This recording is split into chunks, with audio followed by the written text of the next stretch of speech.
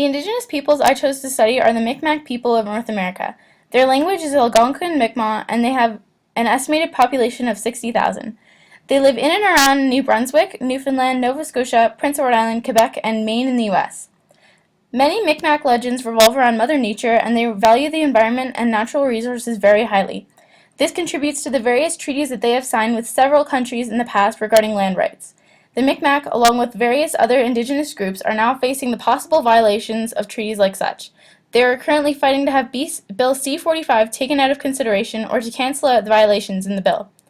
It is thought that companies seeking more natural resources from Canada are influencing the government to look over or to ignore the rights that their respective First Nations have to their own land.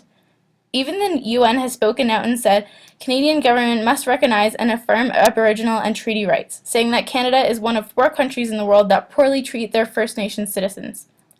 Globalization has been a big part of the way that Indigenous citizens are treated. Harper government has not been treating Indigenous peoples respectfully or supporting Indigenous communities, and police officials have begun deeming situations involving First Nations unworthy of time, much of the time saying that they are not consequential to our immediate society. Our relationships with the Indigenous peoples, even in Canada, are not perfect. It is said that there are not enough Mi'kmaq representatives in the government, and the same holds true for other Canadian Indigenous groups. I believe that our relationships and communication skills between the Indigenous should be improved if we are to seek a better society.